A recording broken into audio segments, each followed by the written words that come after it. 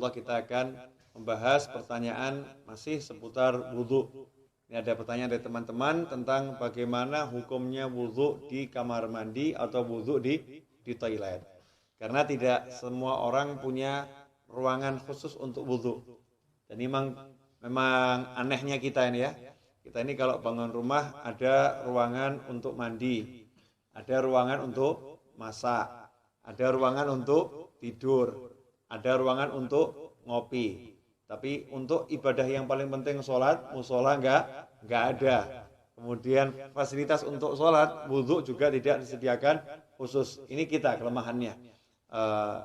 Menyikapi hal itu, maka timbul pertanyaan, kalau wudhunya tidak di ruangan khusus, ya tidak di ruangan khusus untuk wudhu atau enggak punya padasan. Kalau orang Jawa dulu punya padasan ya gentong yang ada lubangnya di bawah, taruh di halaman untuk minum atau untuk wudhu. Kalau enggak punya seperti itu, adanya kamar mandi, adanya toilet, atau ketika di mall atau di pasar, wudhunya tidak di tempat khusus wudhu, tidak di luar ruangan, tapi di dalam toilet, di dalam kamar mandi, atau di dalam WC kalau bahasa umumnya ya. Kira-kira seperti apa? Sah enggak wudhunya? Kalau ditanya wudhunya sah atau tidak, maka wudhunya sah kalau memang syarat-syarat sahnya wudhu dipenuhi, kemudian hal-hal yang membatalkan wudhu tidak dilakukan, wudhunya sah-sah saja. Tetapi timbul masalah, orang wudhu itu ada sunnah-sunnah dan ada adab. Di antara sunnah-sunnahnya adalah membaca Bismillahirrahmanirrahim di awal wudhu seperti yang sudah dijelaskan. Kemudian nanti ada doa setelah wudhu. Dan ada adab-adab yang diajarkan oleh para ulama. Ada ulama-ulama yang menyusun doa-doa ketika basuh wajah, doa ketika berkumur, doa ketika membasuh tangan, doa ketika membasuh kaki, seperti yang dijelaskan Imam Ghazali dalam kitabnya Bidayatul Hidayah. Jadi memang doa-doa itu tidak diajarkan Rasulullah SAW, tapi orang diajarkan untuk berdoa kapanpun ya. Apalagi kalau doa ini dari para ulama. Lantas bagaimana kita mau membaca doa di dalam kamar mandi? Atau kita mau membaca Bismillahirrahmanirrahim sedangkan di dalam kamar mandi.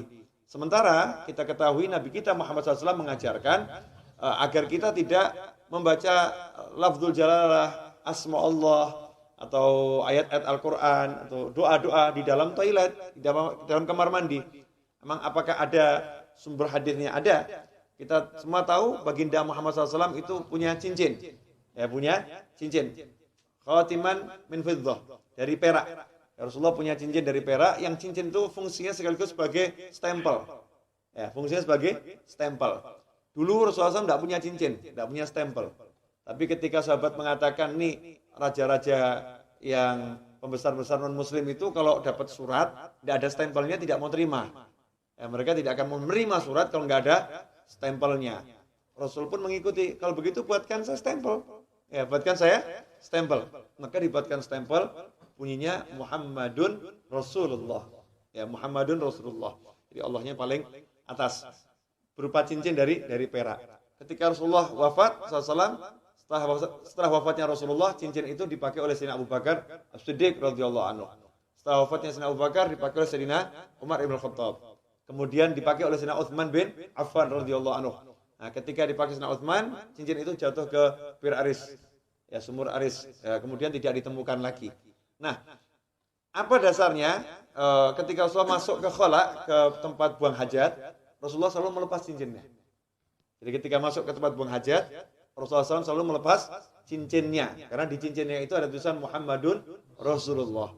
Kalau membawa tulisan aja tidak dianjurkan, apalagi mengucapkannya.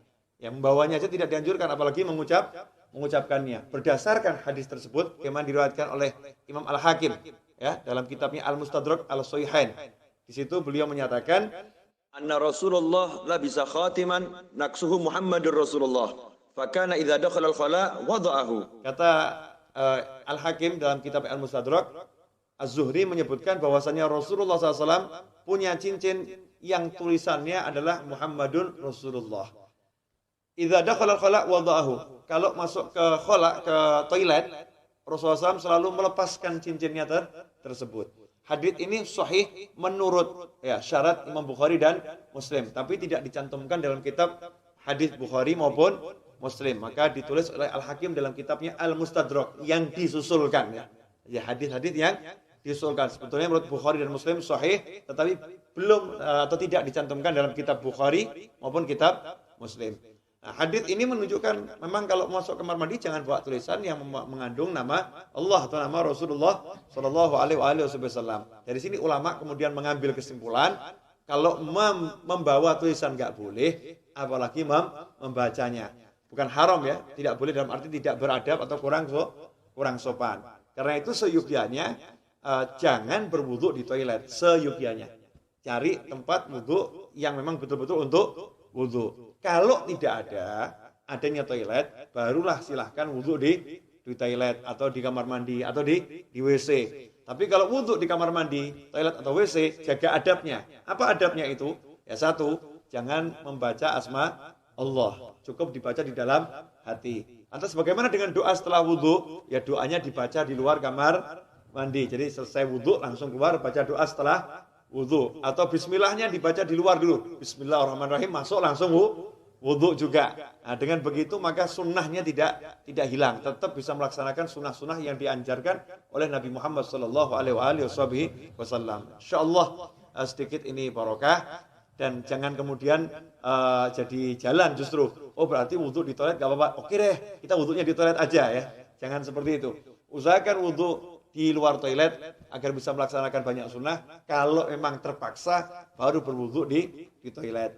Wal afu minkum. Wassalamualaikum warahmatullahi wabarakatuh.